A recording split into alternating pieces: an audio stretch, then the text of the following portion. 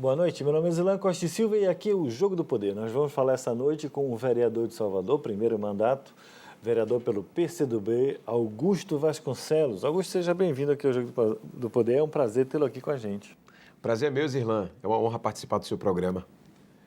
Vamos falar um pouco de você primeiro, vamos conversar para o nosso telespectador lhe conhecer. Por que você resolveu ser vereador, meu caro amigo? A vida foi me levando, eu comecei a participar das lutas sociais no movimento estudantil em 1998, quando eu passei no vestibular de Direito. Participando dessas lutas, enquanto estudante, fui eleito vice-presidente da União Nacional dos Estudantes. Participamos de momentos históricos, como a Revolta do Buzu, a cassação de ACM, com aquela invasão da UFBA, que foi histórica, em 2001, e ajudamos a conquistar vitórias importantes, como o FIES, o ProUni, as cotas na universidade e a ampliação do acesso ao ensino superior. Depois eu passei no concurso da Caixa Econômica Federal, comecei a atuar na luta dos trabalhadores e fui eleito, em 2014, presidente do Sindicato dos Bancários da Bahia. Tenho muita honra de estar à frente dessa entidade, que é uma das mais tradicionais do movimento sindical brasileiro e que, além de fazer as lutas específicas de uma categoria, faz também a conexão com as lutas mais gerais do nosso povo. Agora, eu sou um professor universitário, então acho que essa foi desenvolvendo também. Sou advogado há 18 anos e acabou que as pessoas que estavam ao nosso redor estimularam a gente, você tem que ser candidato. E aí eu topei o desafio. Fomos eleitos numa eleição extremamente difícil, ficamos entre os 25 mais votados da cidade. Agora, o seu sindicato já elegeu bastante pessoas já ao longo da história, né? Já teve deputado estadual, eu não sei se teve deputado federal, mas estadual com certeza eu me lembro que teve. O Sindicato dos Bancários é uma escola, né? Porque além da influência que tem dentro dos bancários e bancárias, tem também uma influência na sociedade, pela organização, pela capacidade de lutas e por enfrentar o setor mais poderoso da economia. Então, nós já tivemos o vereador em Salvador, o Everaldo Augusto, tivemos deputado estadual, o nosso Álvaro Gomes, já tivemos deputado federal lá atrás e ajudamos a eleger vários outros deputados federais, dentre os quais Daniel Almeida, entre outros, que não é bancário, mas sempre teve o apoio da categoria. Porque você é do PCdoB e tal. Agora, veja, você acha que o movimento sindical nos últimos anos ele se enfraqueceu muito com essas reformas e, sobretudo, com a perda de receita daquelas contribuições que tinham antigamente? Com a reforma trabalhista, houve um enfraquecimento do direito do trabalho. Atacaram a legislação no que tange a direitos individuais, também ao acesso à justiça, então a justiça do trabalho encontra-se ameaçada, e os sindicatos também foram atacados. Então foi um golpe do capital contra o trabalho, no sentido de aumentar o nível de exploração da mão de obra e, consequentemente, fragilizar as organizações coletivas. O Sindicato dos Bancários talvez seja um dos poucos sindicatos que ainda conseguem sobreviver em níveis de organização, mas com muita dificuldade após a reforma trabalhista. Então é necessário repensarmos a quem interessa destruir o movimento dos trabalhadores. Inclusive, recentemente teve uma medida provisória aí que tinha uma mini reforma trabalhista lá dentro, mas ela foi, digamos assim, defenestrada, essa medida. É verdade, foi a MP 1045. Essa medida provisória, ela na prática introduzia uma nova reforma trabalhista, penalizava ainda mais a classe trabalhadora, estabelecia várias mudanças e a gente conseguiu, depois de muito esforço, derrotá-la. Então foi uma grande vitória dos sindicatos brasileiros. Agora, obviamente, que sair do movimento sindical para a vereança é uma mudança significativa, que são outras pautas, outros interesses, você agora cuidando da cidade. O que você acha que foi a maior dificuldade sua nessa transição? Veja, ou você acha que não teve nenhuma? Assim, eu acredito, eu até converso com o presidente da Câmara, que tem uma relação super positiva conosco, e que quem preside uma assembleia com 1.000 pessoas, participar de um ambiente com 43, realmente talvez seja até mais fácil numericamente, né? Mas a gente tem que conviver com a pluralidade de ideias, com a diferença de opiniões. Eu acredito que a gente tem se saído bem. Eu estou como ouvidor geral da Câmara Municipal, faço parte da mesa diretora da Câmara. Essa experiência de ter vindo das lutas sociais, de ter uma história desde o movimento estudantil, passando pelo movimento sindical, ajuda bastante. E o fato de também ser professor de direito, acho que contribui, ter um certo acompanhamento das pautas legislativas antes de ser vereador, mas com certeza os desafios maiores são os desafios de qualquer tarefa nova, né? Então você vai aprendendo. Eu estou há 9 meses vereador e muita coisa nós vamos aprendendo no cotidiano, mas de algum modo eu me considero uma pessoa dedicada. Então, eu parei para estudar o regimento interno da Câmara, para conversar com os vereadores e vereadoras mais experientes. Temos tido assim um bom nível de convívio, mesmo com vereadores que pensam muito diferentes de nós, e isso acho que tem facilitado essa transição. Isso é um exemplo que você tem que, inclusive, falar para o nosso telespectador, porque hoje nós vivemos numa dicotomia muito grande e as pessoas estão impacientes e não querem ouvir o outro. E eu acho que é um grande exemplo você falar que você é do PCdoB e convive com todo mundo, do espectro de esquerda, do centro, de direita. E é possível se fazer isso, inclusive ter amizade pensando diferente, né? É possível e necessário. A democracia ela se fortalece na pluralidade de ideias. O importante é que prezemos pelo respeito, por uma racionalidade de argumentos, porque, lamentavelmente, a política no Brasil levou a uma escalada do ódio e das fake news. Quer dizer, você interdita o debate. Na medida em que as fake news passam a orientar a formação da opinião pública, a verdade é a primeira a ser derrotada numa guerra, como já disse vários teóricos aí, mas eu penso que a gente precisa retomar o caminho de um diálogo civilizado sobre os rumos do país, respeitando as posições distintas. A gente vê fake news e interpretações esdrúxulas todo dia nas redes sociais. Você acha que seria possível que a gente recobrasse os fatos e a verdade, vou chamar de verdade real, né? Porque de outra forma fica mais complicado a gente explicar. A verdade verdadeira que corresponde aos fatos acontecidos, nós recuperaremos isso? Porque a maioria das pessoas eu vejo que não estão acompanhando essa realidade. Nós não podemos transformar a política num bavi. A gente não pode transformar a política numa disputa de torcidas. Ela precisa ser feita a partir de visões de mundo, de valores, de interpretações sobre a realidade. Mas os fatos, eles não podem ser alterados. E na medida em que as fake news passam a orientar o debate público, isso tudo é comprometido. E é evidente que a gente precisa retomar o caminho do diálogo, do debate de ideias, do espaço para o contraditório. E, infelizmente, o presidente da República atual, ele exacerbou isso. Exacerbou desde a campanha eleitoral, quando patrocinou uma série de fake news, alegando que o outro candidato, o Haddad, iria implantar kit gay ou mamadeira de piroca, coisas esdrúxulas que a gente se pega, como é que a pessoa acredita nisso? Até recentemente ele reavivou essa questão do kit gay, né? Pois é, e vai reavivando coisas, citando nos grupos de WhatsApp, as redes sociais, elas passaram a potencializar a fake news. A fake news sempre existiu, há milênios, a gente pode dizer, desde que o ser humano passou a ocupar o planeta Terra, sempre existiu fake news. O que nós precisamos evitar é que elas passem a conduzir o debate público. E, infelizmente, nós estamos vivendo isso. Agora, você acha que na Câmara de Vereadores, no seu dia a dia, você acha que as fake news têm uma importância grande para vocês? Vocês perdem muito tempo tendo que resolver fake news o tempo inteiro? Ou não? Hoje esse debate não acontece dentro da própria Câmara? Não, acontece principalmente nos grupos de WhatsApp. Fake news, que o vereador tal fez isso, quando na verdade foi um outro vereador que fez a proposta, ou algo que está acontecendo ali de um projeto de lei, uma opinião acaba sendo editada a um determinado vídeo. Não aconteceu, por enquanto, nessa atual legislatura, nada grave e absurdo, mas é bom a gente se precaver. Eu penso que o ambiente de respeito que nós temos construído na Câmara Municipal é um bom exemplo. Agora, você é um vereador de oposição. Sim. Ser oposição em Salvador hoje é fácil? Não, eu vejo que ser oposição, ninguém quer a destruição do município, do estado ou do país. Então começa que a oposição é a favor da cidade, ela não é contra a cidade.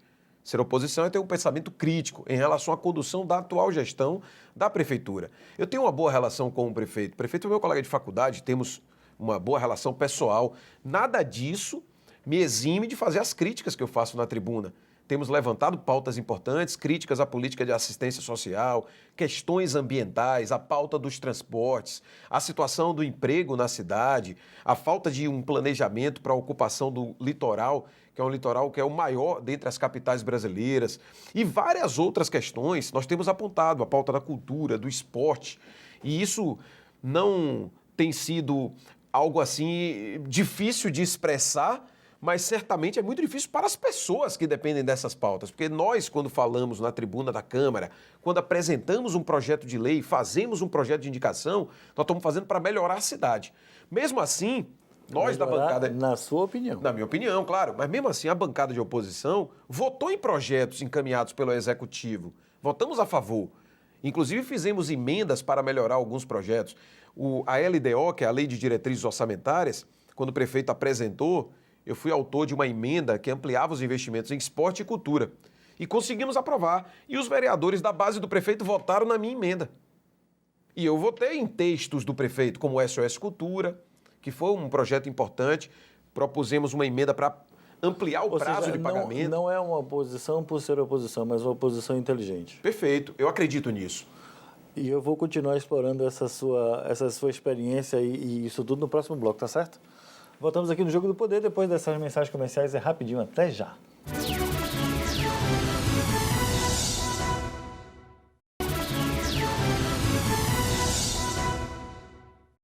Estamos de volta aqui no Jogo do Poder, conversando essa noite com o vereador Augusto Vasconcelos, vereador de primeiro mandato e pelo PCdoB, ex-presidente do Sindicato dos Bancários. Ex-presidente, né? Atual presidente ainda. Ainda é presidente, ainda pode acumular, presidente, né? Pode, não tem proibição legal. E a categoria, assim, meio que exigiu que a gente continuasse nessa tarefa, e eu fiz um compromisso com meus colegas.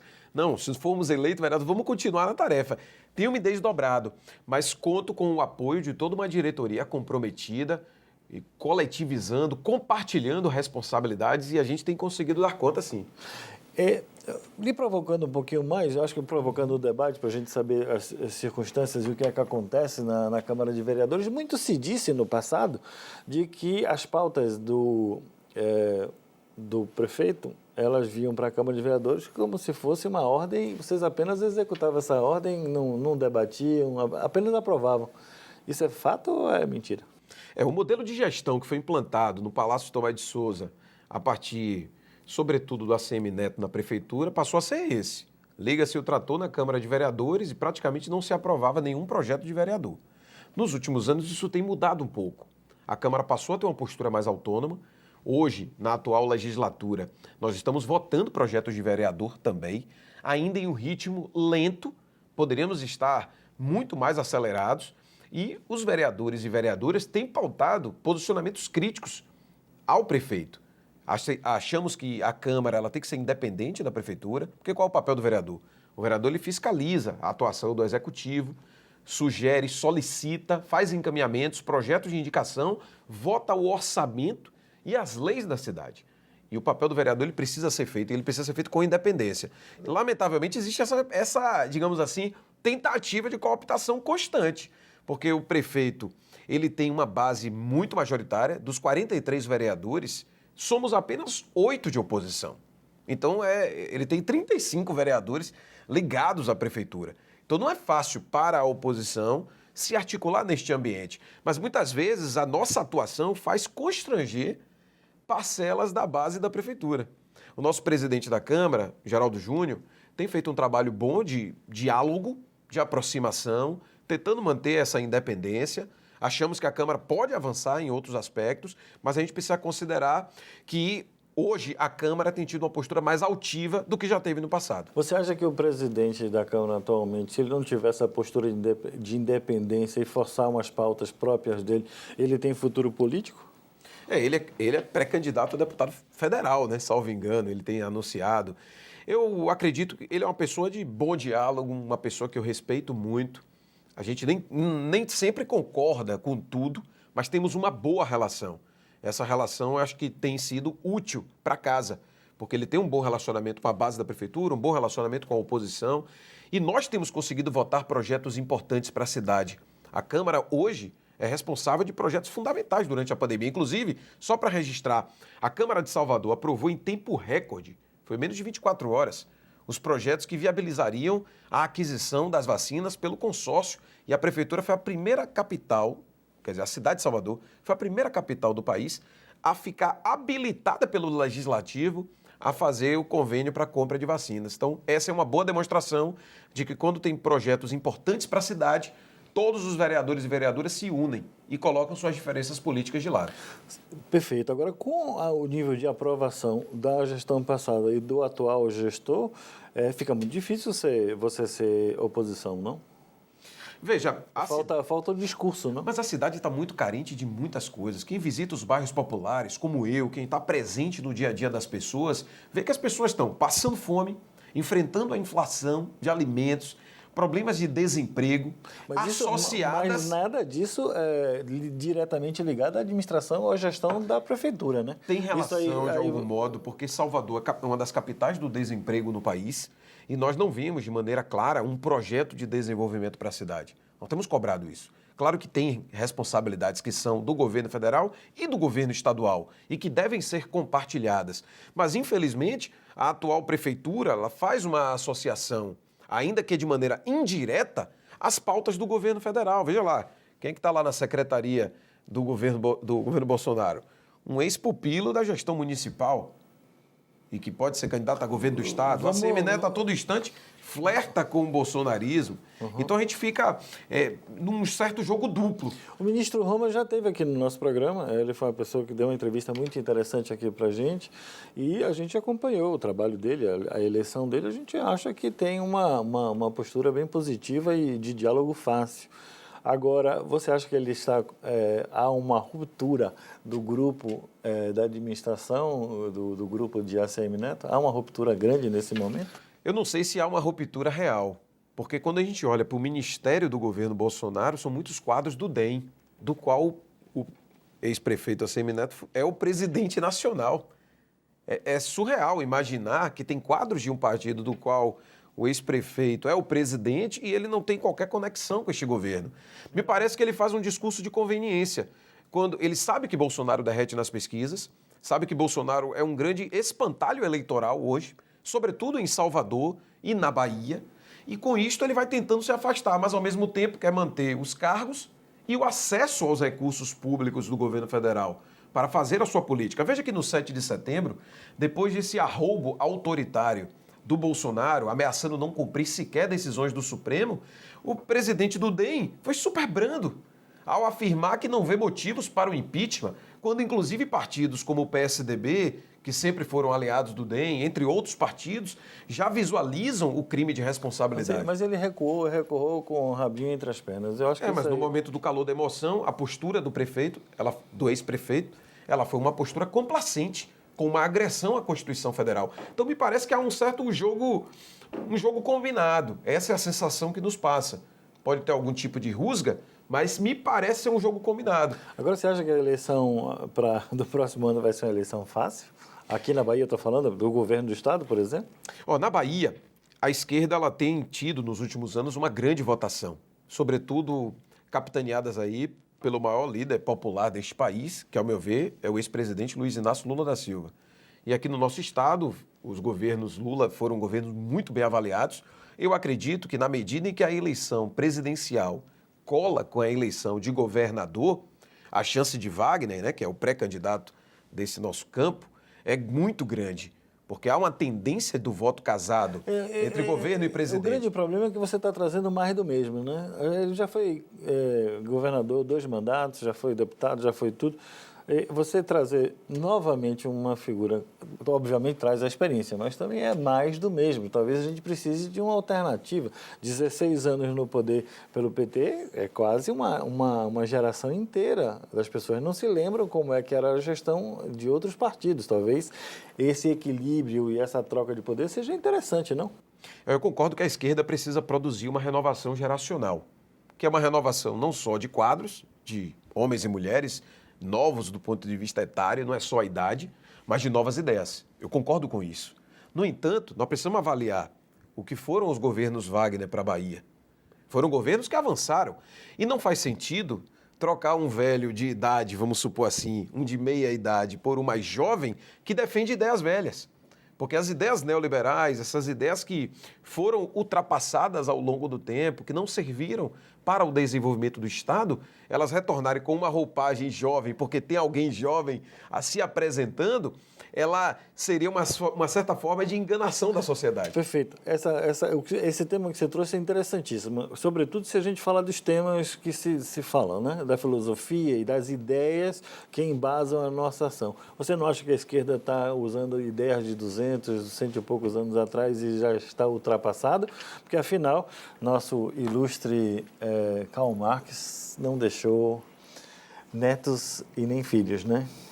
As ideias de Karl Marx, elas são as ideias mais avançadas e renovadoras que podem existir nos tempos atuais. Permita-me porque elas são ideias... Permita-me discordar. Eu acho que apenas ele trouxe um método interessante. Mas me permita desenvolver Sim, os métodos de Karl Marx. Karl Marx foi dos teóricos que estudaram o capitalismo, mesmo entre setores que defendem o capitalismo, ele é muito lido, é dos mais lidos do mundo. Eu acho que ele é muito pouco lido, porque na realidade se as pessoas lessem, ele iam compreender o que ele diz.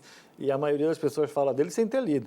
Inclusive, ficou muito famoso colocar a pecha, né, de marxista, de comunista para todo mundo, sem as pessoas saberem efetivamente o que é isso. Você tem razão, mas veja que no campo da ciência econômica, o Karl Marx ele tem tido ele é reverberado até hoje pelas suas ideias. E eu penso que essas ideias são ideias renovadoras, porque são ideias que propõem uma substituição do atual modelo. E essa substituição do atual modelo, ela continua extremamente como ideia nova até que ela consiga ser implantada. Você não pode chamar de ideia velha algo que nunca teve a oportunidade plena de sair do papel. As experiências que houveram e que, em nome do marxismo, aconteceram foram experiências que acumularam acertos e erros. A história, ela é contada em séculos.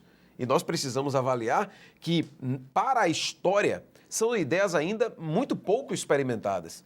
Se pensarmos que tivemos aí poucas experiências no mundo. Veja que a China, por exemplo, adota um mecanismo de socialismo renovado que tem relações com o mercado, que desenvolve forças produtivas com uso intensivo de tecnologia e, ao mesmo tempo, retirou 500 milhões de pessoas da linha da pobreza. Para que feito mais extraordinário do que esse? No mundo em que as pessoas passam fome e perderam a esperança de sobrevivência. Perfeito. Mas tem aí, eu vou lhe fazer uma provocação agora, mas vamos deixar para o próximo bloco, está acabando esse. Mas é um país que ofende os direitos humanos, dizem que ofendem com muita gravidade, além de outros. Mas isso você responde no próximo bloco. Voltamos aqui no Jogo do Poder com Augusto Vasconcelos, vereador pelo PCdoB, depois dessas mensagens. Até já.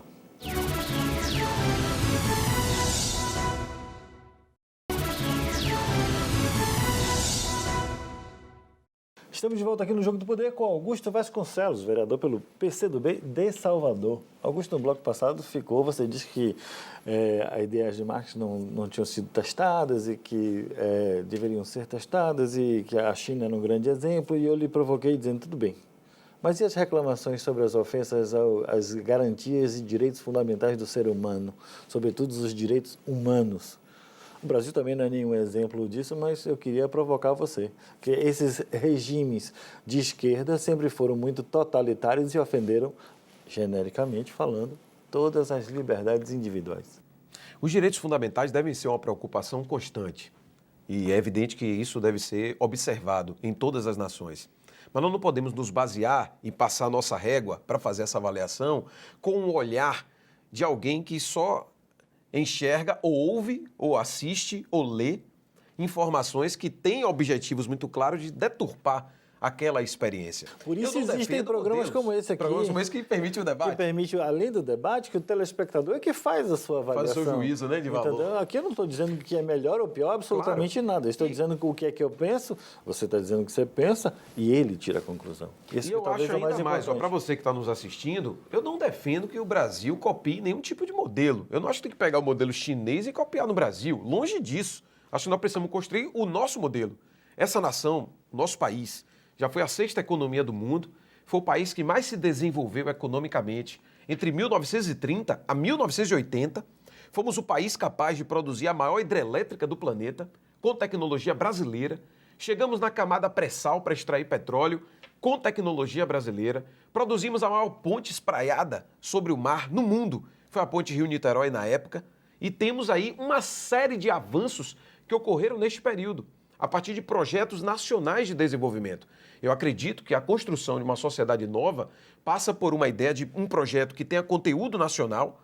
Não significa inibir o estrangeiro, mas significa fortalecer a nossa indústria, a nossa agricultura, a nossa prestação de serviços com empresas nacionais e um projeto que pense para o futuro, com um desenvolvimento com inclusão e, sobretudo, com respeito à democracia. E você acha que a direita não consegue fazer esse projeto justamente como você está dizendo? Eu acho que não consegue, porque a direita no Brasil, uma parte da direita virou a ultradireita, que é essa direita bolsonarista que está destruindo o Estado Nacional. E a outra parte, uma direita ultraliberal, que não tem projeto nacional, não tem projeto de nação. O que eles têm é um projeto de desmonte nacional.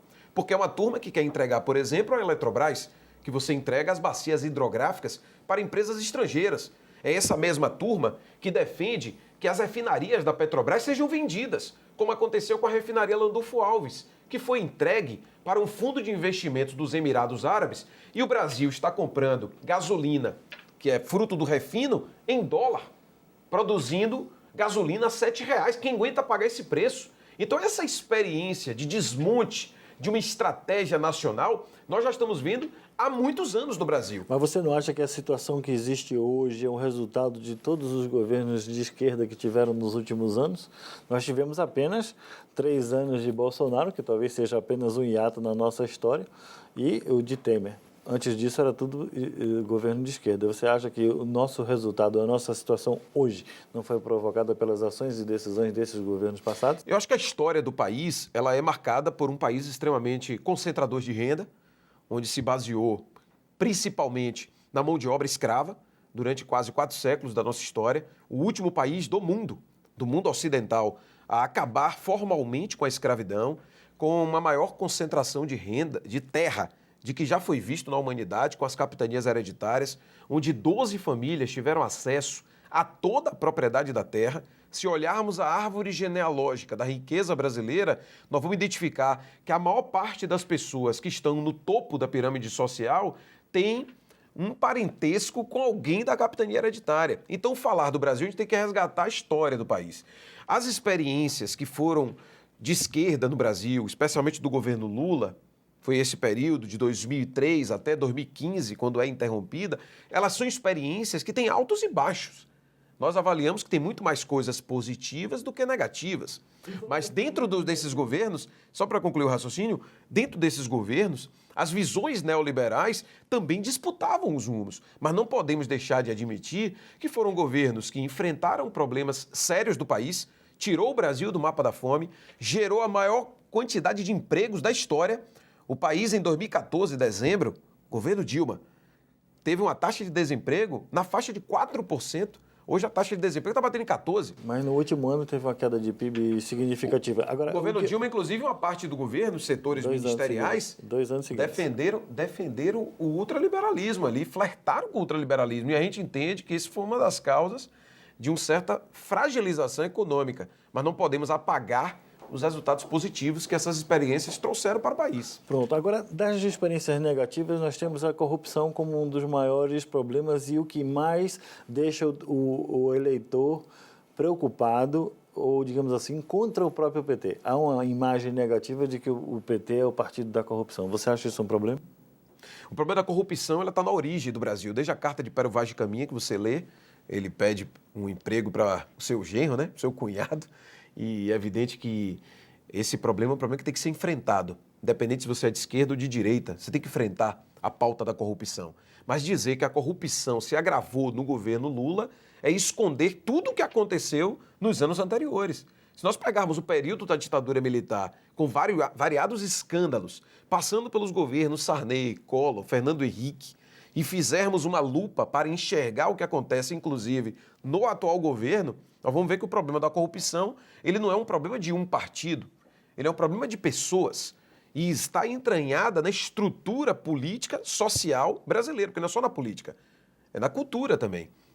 Essa coisa de você dar um jeito, resolver... Se você falar que cultura, você está dizendo que a corrupção é uma coisa que é cultural e, portanto, você mais ou menos está passando a cabeça na corrupção. E talvez isso seja um problema. E eu vou lhe provocar mais ainda, mas é no bloco que vem.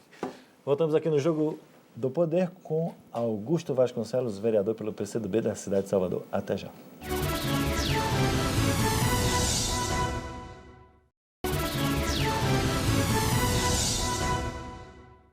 Estamos de volta aqui no Jogo do Poder com Augusto Vasconcelos, vereador pelo PCdoB na cidade de Salvador. Nós estávamos falando no bloco passado sobre corrupção. Deixei ele um pouco sem graça, falando da corrupção. E aí? Sem graça não, ao contrário, queria responder e estou ávido para responder. Então vamos ouvir. Porque a questão da corrupção, ela não é um problema brasileiro. Vale dizer que existem várias denúncias de corrupção nos Estados Unidos também. Se olharmos para o Congresso norte-americano, tem documentários que apontam isso, quanto cada parlamentar vale para defender os interesses dos segmentos que o elegeram.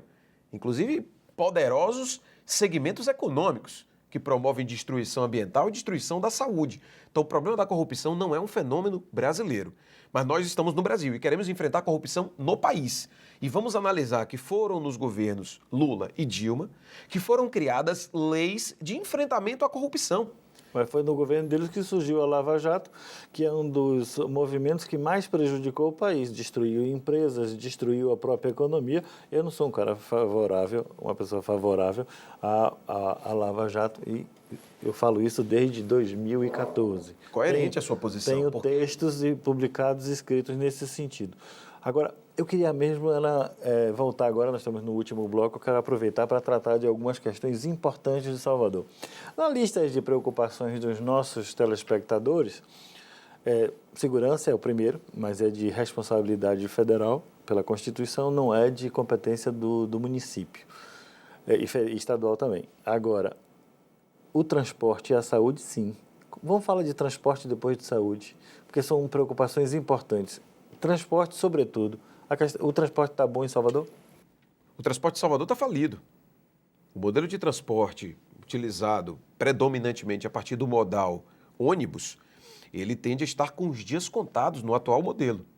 Nós temos debatido na Câmara Municipal. O atual modelo foi implantado no primeiro governo de ACM Neto. Inclusive, houve uma licitação que regularizou tudo. Então, houve uma coisa, um avanço positivo, você não diria, não? A cidade avançou com a chegada do metrô. O metrô, como o tronco modal de distribuição da maior parte das pessoas pela cidade, sobretudo nos grandes corredores, e tem que avançar mais, chegando em Cajazeiras, expandindo para os bairros. Mas isso acabou, além disso, do fato da existência do metrô, uma forma de contrato que acabou levando, inclusive, a prejuízos para a sociedade. Quantos bairros perderam linhas? E hoje, o abastecimento do ônibus até o metrô, ele tem levado, inclusive, a prejuízos econômicos. Se nós olharmos essa crise que aconteceu envolvendo a CSN, que deixou de pagar os rodoviários daquela bacia de um dos ramos, né? Uma das empresas da concessão, nós vamos perceber que no DNA, além de problemas relacionados à gestão da empresa, estão problemas da diminuição do número de passageiros. O sistema de ônibus perde milhares de pessoas por ano, porque a crise econômica também diminui a condição das pessoas se locomoverem pela cidade. Sim, digamos assim, o potencial econômico levou muita gente a comprar carro, levou muita gente a comprar motocicleta e essas pessoas saíram do sistema de transporte também. Até porque o sistema é caro. É caro para uma pessoa pagar 2 passagens por dia, às vezes 4 passagens por dia. Não é tão barato. Então, se a gente for avaliar para quem ganha salário mínimo, isso impacta em um percentual muito alto. O que nós apresentamos lá na Câmara? Nós temos debatido o projeto da tarifa social. A ideia da tarifa social é que a sociedade como um todo compartilhe o custo do transporte. O transporte não pode ser apenas o custo de quem pega ônibus. Quem anda de carro, nós precisamos criar um estímulo para que o transporte coletivo seja o principal modal. E isso significa ter um subsídio cruzado, que não pode ser só a prefeitura. Tem que ser o Estado e a União. Transporte é serviço essencial. E isso é necessário que a gente compreenda, porque ele vai viver assim nos próximos anos, queiramos ou não. Porque nenhum empresário vai conseguir pagar uma planilha de custos com esse modelo de tarifa, que exclui as pessoas. Você não tem mercado consumidor, entre aspas, para pegar o ônibus. Então a sua atividade vai sendo degringolada, abrindo espaço para o transporte clandestino e para outras medidas. Muita gente, você olha todo dia de manhã cedo, quantas pessoas estão andando de bicicleta ou a pé para ir ao trabalho? Porque deixaram de pegar ônibus. Os que têm Aos poucos trabalho. que ainda tem trabalho, que está no mercado informal, é isso, é andando para um lado e para o outro, carregando sua mercadoria para tentar sobreviver. Então, eu acredito em um modelo mais inteligente, onde nós possamos ter o transporte, inclusive subsidiado, não é só pela prefeitura. O Estado e a União devem colaborar um sistema de transporte interligado com o metrô, mas que seja uma forma não só de abastecimento para levar as pessoas ao metrô, mas que possa fazer conexões bairro a bairro e que tenha um estudo inteligente que, a partir de um fundo municipal de transportes composto por tributos diferenciados, é justo que uma parte do IPVA de quem tem carro privado, que está ocupando ali uma faixa do asfalto, que poderia ser ocupada por um ônibus com muito mais gente, é justo que não precisa aumentar o IPVA, mas um percentual desse IPVA componha um fundo municipal. Eu sei que o IPVA é um tributo estadual, mas é justo, é coerente que quem está de carro ajude a pagar o transporte de quem está de ônibus. É uma questão de você fazer distribuição de renda e estímulo, como já acontece, por exemplo, em Londres. Você não pode entrar no centro de Londres sem pagar pedágio. Não estou defendendo que tenha pedágio em Salvador, mas estou dizendo que nós precisamos ter um sistema de transporte que leve em consideração que quem pega ônibus não pode ser o único responsável por subsidiar o sistema. Tem que ser a sociedade como um todo, inclusive as empresas. Eu também quero falar sobre saúde. O que é que você está achando da saúde de Salvador? Eu estou falando da parte municipal da saúde. A pandemia, certamente, ela ocupa aí as principais preocupações relacionadas à saúde. O sistema de saúde, aí eu seria injusto se fizesse uma crítica só à prefeitura. O sistema de saúde no país, ele está enfrentando momentos difíceis, porque está espremido pela emenda constitucional 95, que congelou os investimentos sociais, incluindo o SUS, nos próximos 20 anos, atualizando apenas pela inflação, e isso compromete as receitas dos municípios. O sistema de saúde, ele é compartilhado, ele é competência concorrente. União, estados e municípios assumem cada um uma parcela de responsabilidade. A grande questão é que o município assume muitas atribuições e tem baixo nível de financiamento para cumprir essas tarefas. Nós temos pautado esse assunto, como ouvidor da Câmara. Eu tenho levantado para o secretário de Saúde várias demandas. Toda semana nós recebemos dezenas de solicitações de problemas variados, de posto de saúde, de questões de hospitais, de todo tipo que você possa imaginar. Temos tratado esse assunto. Já estive várias vezes em reunião com o secretário. Claro que o sistema de saúde fica, de alguma maneira, mais combalido com a pandemia, pelo volume de casos, sobretudo naqueles períodos mais acentuados de internação, o que exigiu volumes de recursos e esforços e até redirecionamento de equipes. Mas nós precisamos pensar a saúde não só com a visão hospitalocêntrica. Eu defendo uma saúde que valorize, por exemplo, os agentes comunitários de saúde e de combate às endemias.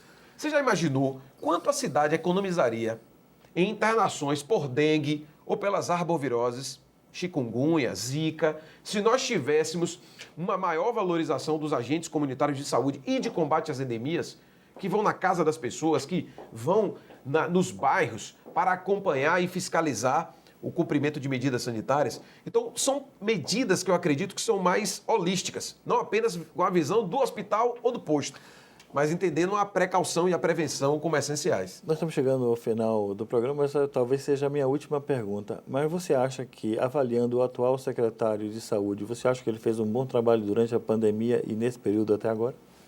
Eu avalio que tanto o secretário municipal quanto o secretário estadual tiveram uma postura harmônica na condução da pandemia. E acho isso muito importante.